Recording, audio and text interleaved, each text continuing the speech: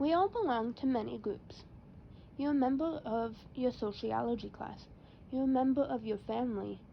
You may belong to a political party, sports team, or crowd-watching sporting event. You're a citizen of your country, and you're part of a generation. You may have somewhat different roles in each group and feel differently. Groups vary in their sizes and formalities, as well as in levels of attachment between group members, among other things. Within a large group, smaller groups may exist, and each group may behave differently. At a rock concert, for example, some may enjoy singing along with others. Others prefer to sit and observe, while others may join the mosh pit of crowds or try crowd surfing. Why do we act differently in types of social situations? Why might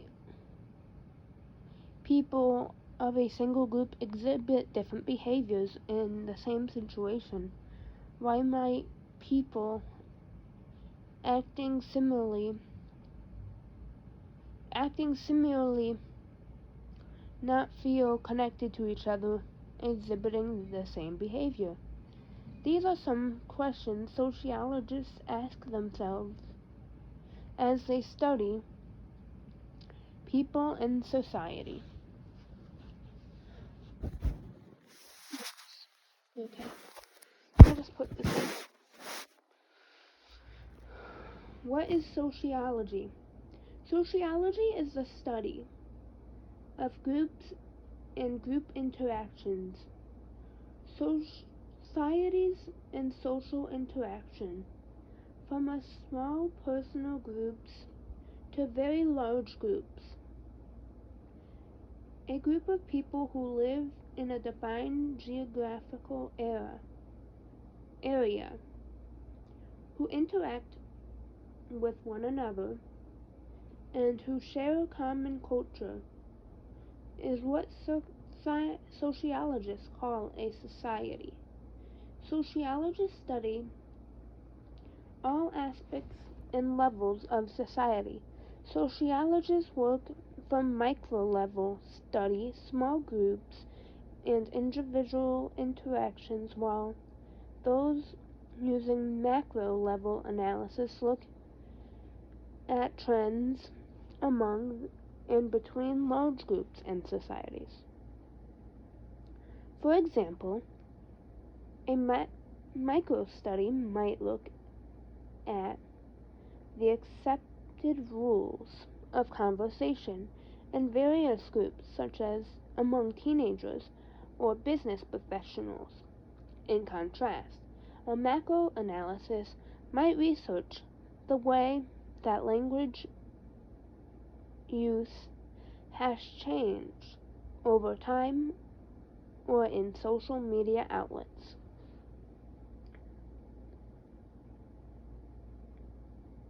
The term culture refers to a group's shared practices, values, and beliefs. Culture encompasses a group's way of life, from routine, everyday interactions to the most important parts of group members' lives.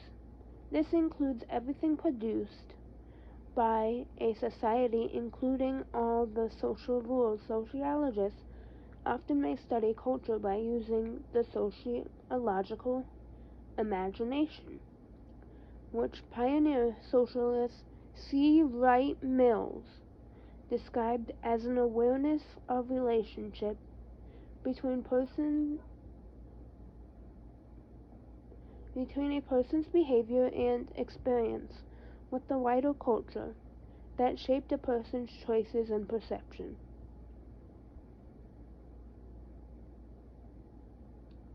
It's a way of seeing our own and other people's behavior in the relationship of history and social structure. One illustration of this person's decision to marry. In the United States, this is a choice heavily influenced by the individual's feelings. However, the social acceptability of marriage relative to the person's circumstances plays a part. Remember, though that culture is a product of people in society, sociologists take care not to treat the concept of culture as though it were alive in its own right. Ratification is an error of treating an abstract concept as though it is a real material existence. Studying social patterns. How sociologists view society. All sociologists are interested in experiences of individuals and how those experiences are shaped by interactions with all groups and society as a whole. To a sociologist, a personal decision an individual makes do not exist in a vacuum. Cultural patterns and social forces put pressure on people to select one choice over another. Sociologists try to identify these general patterns by examining behavior of large groups of people living in the same society and experiencing the same societal pressures.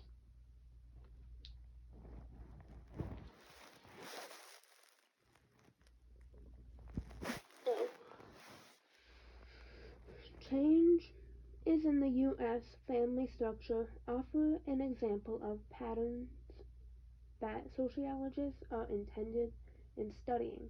A typical family now is vastly different than in the past decades when most U.S. families consisted of married parents living in a home with their unmarried children. The percent of unmarried couples, same-sex couples, single parent and single adult with their unmarried children. The adult households is increasing, as well as the number of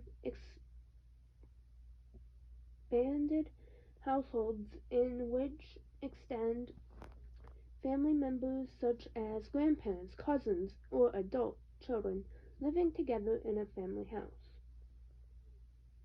U.S. Census 2013.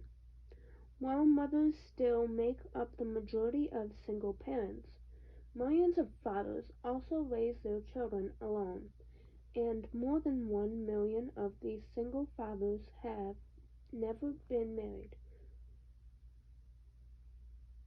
William Institute 2010, cited in London 2012. Increasingly, single men and women cohabiting, opposite sex or same sex couples are choosing to raise children outside of marriage through surrogates or adoption.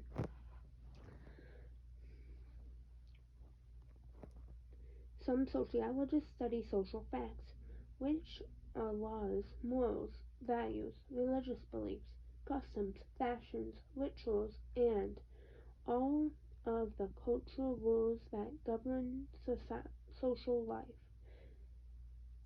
that may contribute to these changes in the family. Do people in the United States view marriage and family differently than before? Do employment and economic conditions play a role? How is culture influenced by the choices that individuals make during these arrangements? Other sociologists are studying the consequences of new patterns, such as ways children are affected by them or changing education, housing, and healthcare.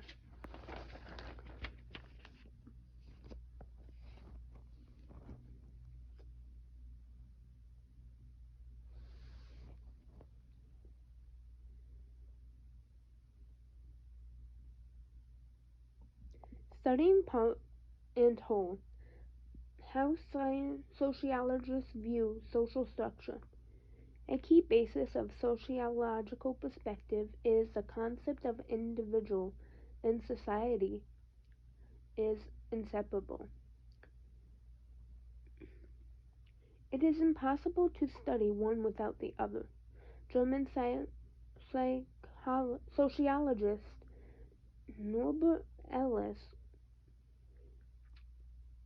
called the process of stimulously analyzing the behavior of an individual and the society that shapes behavior figuration. An application that makes the concept understandable is the practice of religion.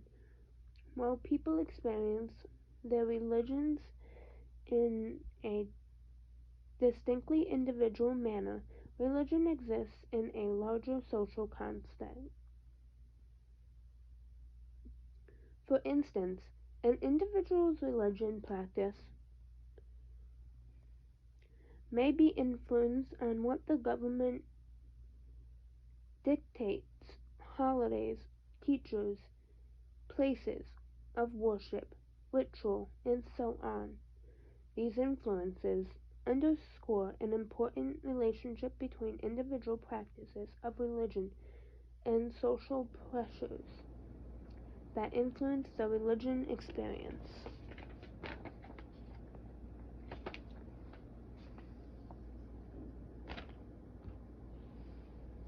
1.2 History of Sociology. Since ancient times, people have been fascinated by the relationship between individuals and the society which they belong. Many topics studied in modern sociology were also studied in ancient philosophers in their desire to describe an ideal society, including theories and social conflict, economic, social cohesion, and power. Hannum, 2003. In the 13th century, Ma Tralin, a Chinese historian, first recognized social dynamics as an underlying component of history development in his seminal encyclopedia, General Study of Literature Remains. The next century saw the emergence of historian some consider to be the world's first psychologist, Ibn Khaldun. Probably pronouncing that wrong. 1332 to 1406 of Tassina. He wrote about many topics of interest today, setting a foundation for both modern sociology and economics, including a theory of social conflict, a comprehension of nomadic and sedentary life as a description of political economy, the study connecting tribal social cohesions to its capacity for power. Hinneman, 2003. In the 18th century, Age of Enlightenment, philosophers developed general principles that could explain social life. Thinkers such as John Locke,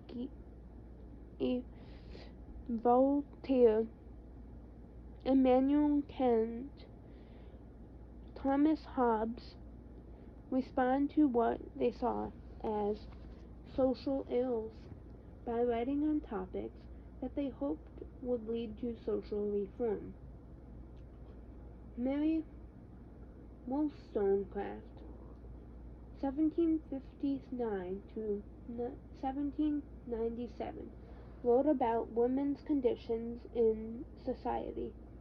Her works were ignored by the male academic structure. But since the 1970s, Wollstonecraft had been widely considered the first feminist thinker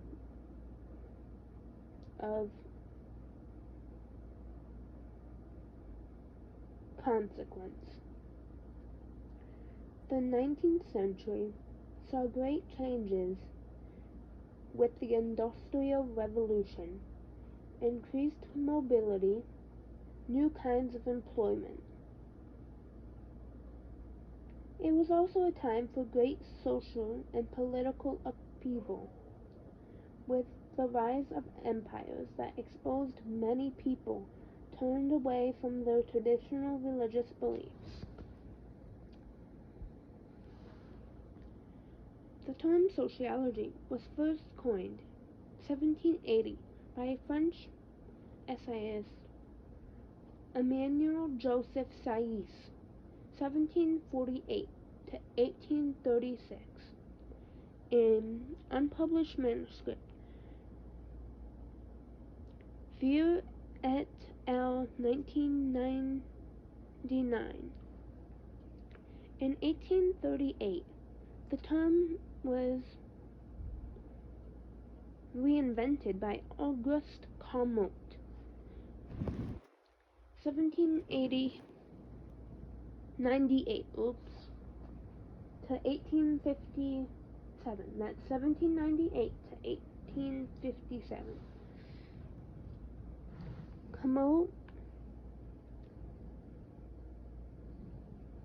St. Simon's. Comte originally studied in engineer,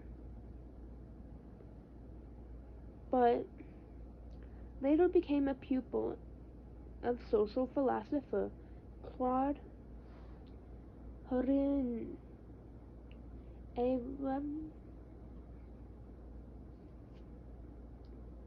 Rouvois Comte de Saint Simon, 1760-1825. They both thought that social scientists should be scientists could study society using scientific method.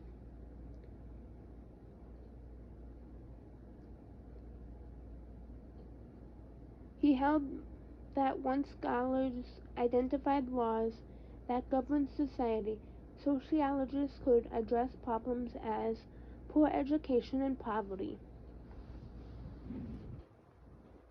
Comte named the scientific study of social problems positivism.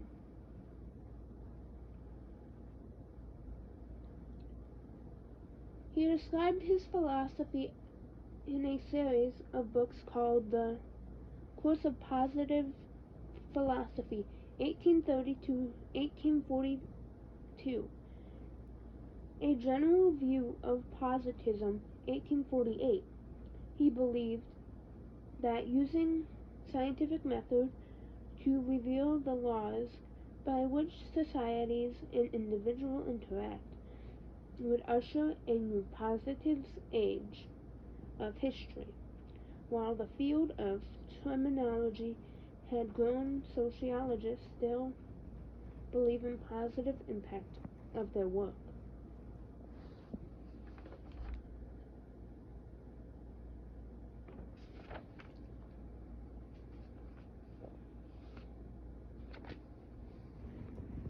Harriet Martineau, the first woman sociologist. Harriet Martineau was a writer who addressed a wide range of social issues. She was an early observer of the social practices including economics, social class, religion, suicide, government, and women's rights. Her writing career began in 1931 with a series titled Illustrations of Political Economy, which she tried to educate ordinary people on the principles of economics. Johnson, 2003. Martineau was first to translate Comte's writing from French to English, thereby introduced the sociology to English-speaking scholars. Hill, 1991. She is also credited for the first systematic methodological international comprehension of social institutions. In two of her most famous sociological works, Society of America, 1837, and Repose of Western Travel, 1838, Martineau found the workings of capitalism at odds with the professed moral practice of people in the United States. She pointed out the faults with the enterprise system in which workers were exploited and impoverished, while business owners became wealthy. She further noted that the belief in the created equal was consistent with the lack of women's rights. Much of Mary Wollstonecraft Martineau often discounted in her own time by the male domination of academic psychology.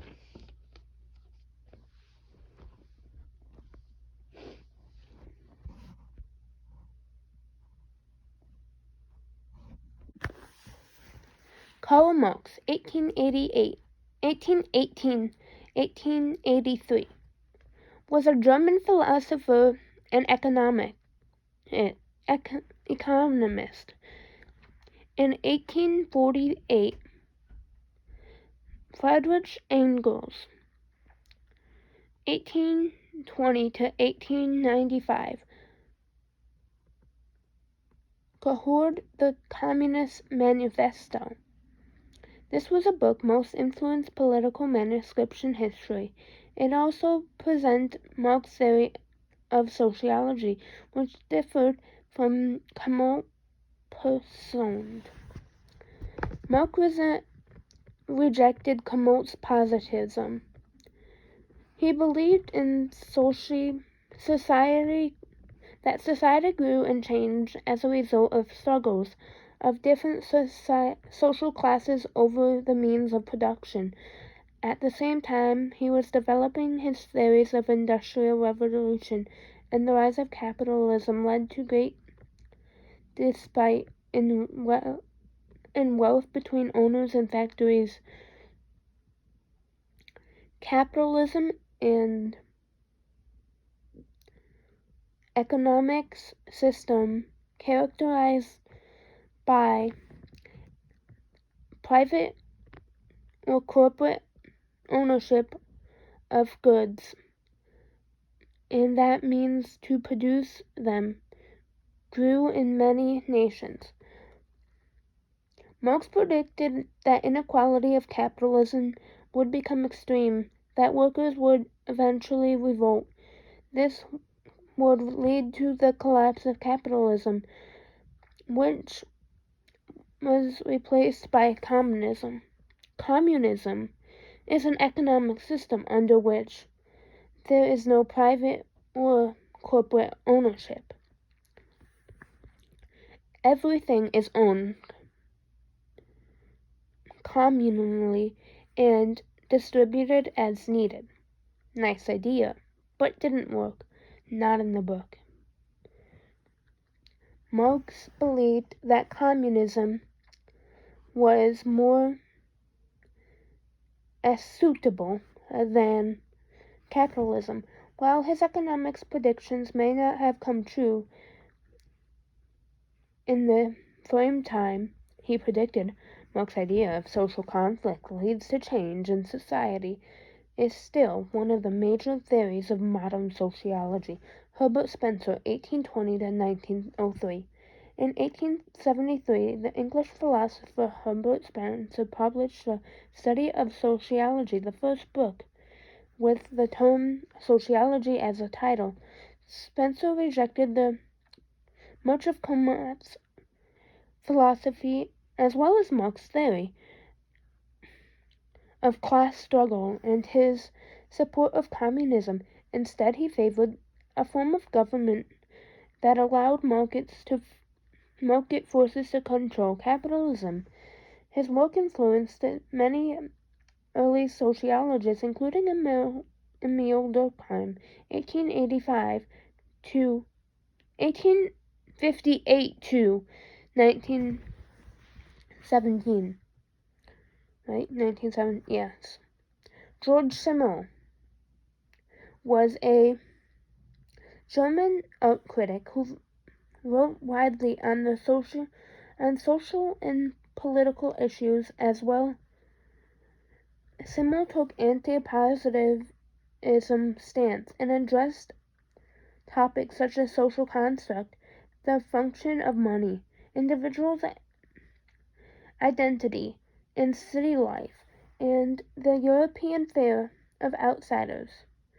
Much of his work focused on micro-level theories, and it analyzed on the dynamics of two-person and three-person groups. His work also emphasized individual cultures, creative capacities of individuals. Simmel contributes to sociology are not often included in academic histories of discipline, perhaps overshadowed by his contemporaries Durkheim, Mead, and Weber. Emile Durkheim, 1858 to 1917. Durkheim helped establish sociology as a formal academic discipline by establishing the first European Department of Sociology as the University of Bordeaux in 1895, to publish the Rules of Sociology's Method, 1895, in another improvement work, Division of Labor, in 1893. Durkheim laid out the theory of societies transformed from primitive state capitalist industrial society. According to Durkheim, people raise their proper levels in society based on merit. Durkheim believed that sociologists could study objective social facts. He also believed that such studies would be possible to determine if a society was healthy or pathological. He would also study the stable of pathological societies that expected to experience a breakdown in social norms between individuals and society. In 1897, Durkheim attempted to demonstrate the effectiveness of his rules and research when he published his work entitled Suicide.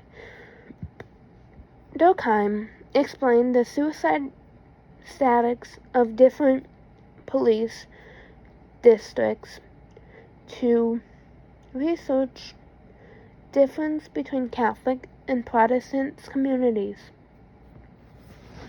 He attributed the difference to social religious forces rather to individual psychological causes. Herbert Mead, or George Herbert Mead, was a philosopher and sociologist who focused on the ways in which the mind and the self were developed as a result of social process. He argued that the individual comes to view himself or herself based to a very large extent on interactions with others. Mead calls this specific individual and impacted person's life significantly.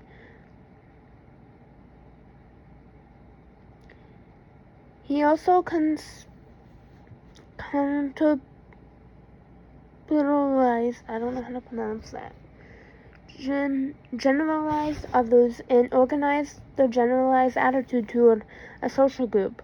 Mead's work is closely associated with symbolic interactionalism, approached by emphasis and micro-level analysis. Max Weber. This is the last page we're going to do today, because I'm getting tired.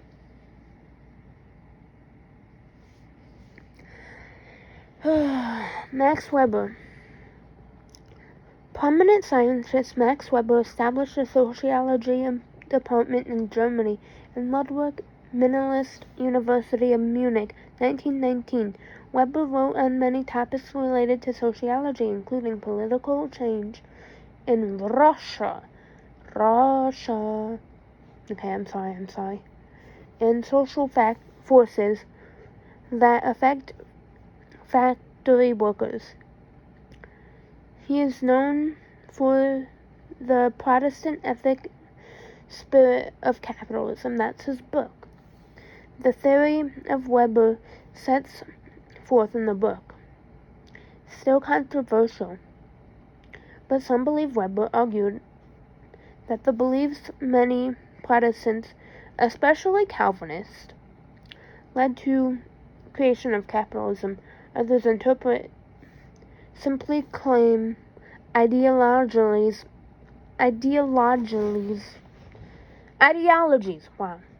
of capitalism, and Protestants are completely complementary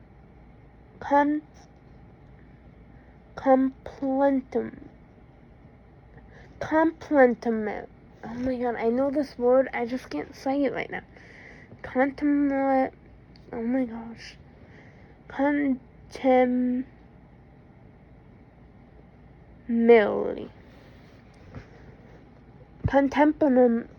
Oh my gosh. Complementary. Yes, that word. I'm sorry. I can't say it right now. Weber believed that it was difficult to, if not impossible, to use standard scientific method to accurately predict behavior if groups of people hope to do. They argued that influence on cultural human behavior can take into account.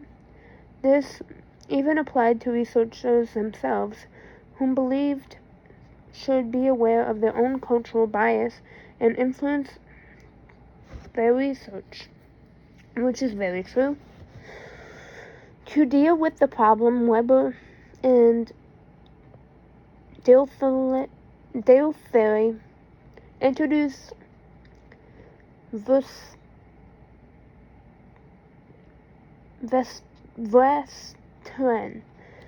a German word that means to understand in a deep way. In seeking Verstehen outside, observe the social world, an entire culture or a small setting. Attempt to understand the insider's point of view.